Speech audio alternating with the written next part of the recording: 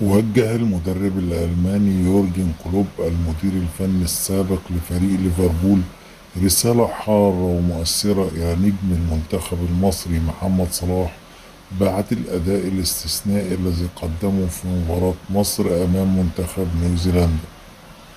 ونشر كلوب الرسالة عبر حسابه على وسائل التواصل الاجتماعي، معبرا عن فرحته الكبيرة بتألق محمد صلاح الذي ساهم بشكل مباشر في فوز مصر على نيوزيلندا ضمن منافسات كأس العالم 2026، حيث سجل هدف وصنع آخر في المباراة التي انتهت بثلاثية مقابل هدف.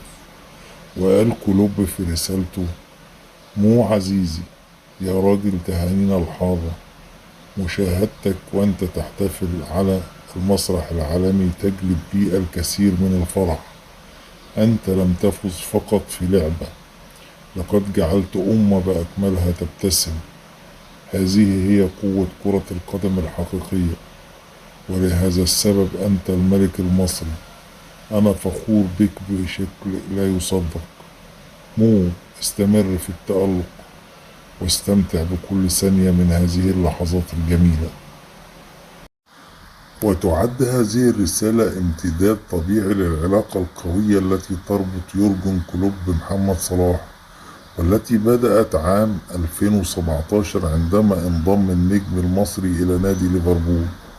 وتحت قيادة كلوب تحول صلاح إلى واحد من أفضل لاعبي العالم، وحقق مع الريدز العديد من الألقاب.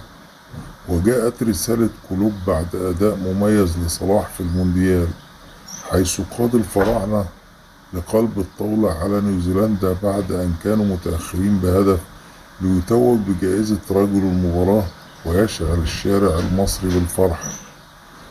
وأثارت الرسالة تفاعل واسع بين جماهير ليفربول والمنتخب المصري، الذين عبروا عن سعادتهم بهذا الدعم المعنوي من أسطورة التدريب إلى مو صلاح.